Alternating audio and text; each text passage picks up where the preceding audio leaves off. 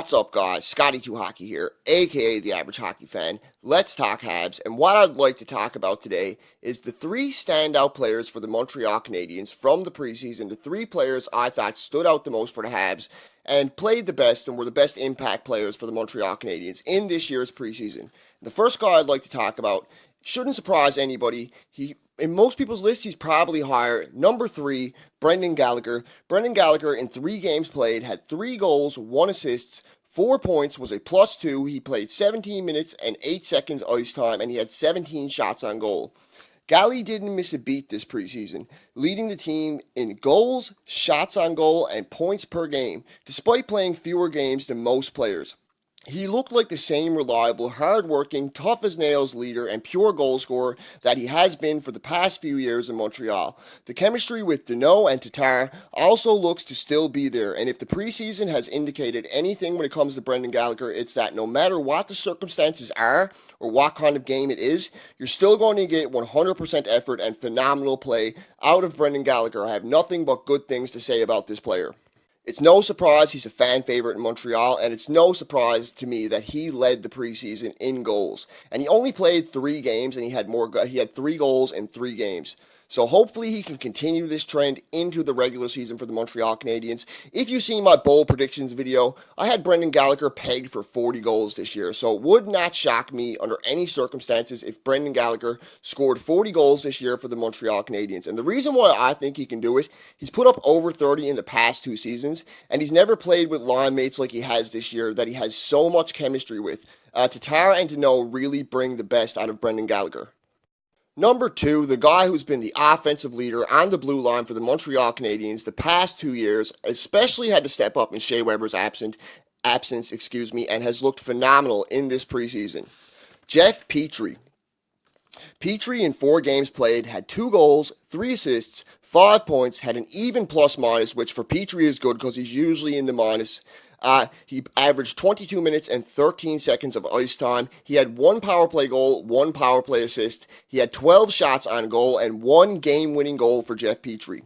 Petrie looked phenomenal in the preseason, not only skating well and producing points, but stepping up late in games and making big plays. And when I say stepping up late in games, the very last game of the preseason, who took the shot that Brendan Gallagher ended up tipping in? Who took that awesome shot from the blue line? It was Jeff Petrie with 1 minute left of the very last game in the preseason. He also looked good in overtime, but we know what Nick Suzuki did. Game-winning goal. He was easily the best player on the power play for Montreal in this preseason too, in my opinion. Without a doubt, the best blue liner on the power play.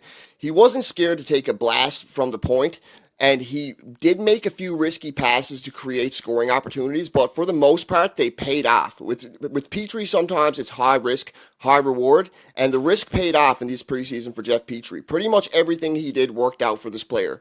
He made very little defensive mistakes, and he made both Kulak and Sherratt look good when they were paired with him. In my opinion, they did at least. Ben Sherratt had 1 game where he looked kind of average playing with Petrie, but still, I thought Jeff Petrie did make him look better offensively than what he usually looks like. Kind of like Brendan Gallagher, there's not anything really I have bad to say about Jeff Petrie. On the defensive end, he really surprised me in this preseason. He looks like he's been working on his defensive game for sure. And the number 1 standout star for the Montreal Canadiens in this preseason, and I'm sure he's number 1 on a lot of people's lists.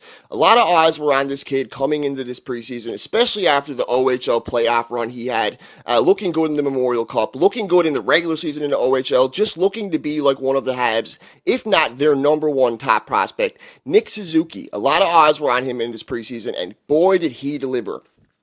Nick Suzuki in 5 games played, he had 1 goal, 3 assists, 4 points. He was at +3. He had 13 shots on goal. He was dead even in the face-off percentage. He had 50% of his face-offs won. He averaged 17 minutes and 25 seconds per game of ice time. He also had 1 power play goal and 1 game-winning goal, the very last goal of the preseason for the Montreal Canadiens. Suzuki looked very impressive in the preseason, gradually working his way from a depth role to finishing the last game on the top line. His skating vastly improved, and it showed in this preseason. I believe he worked a lot on his skating in the offseason, personally, in my opinion. His hockey IQ, his decision making, and ability to slow down to play and create in an opposing team's zone makes Suzuki a lock to make this team out of all the prospects, in my opinion.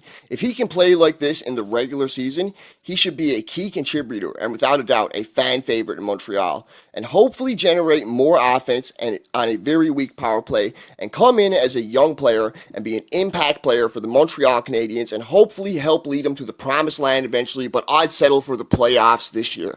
So anyways, guys, let me know what you think. Let me know who your top 3 breakout stars were in this preseason for the Montreal Canadiens. I know Poehling didn't play as much as we would have liked to see him play because of the concussion, but when he did play, he looked very good as well. But what impressed me the most about Suzuki is he ended up on the top line in the very last game of the preseason, and when he was needed, when he was called upon, he stepped up and scored the game winner. So let me know what you think. Don't forget to like, subscribe, comment, and of course, have a great day. Scotty Twaki, over and out.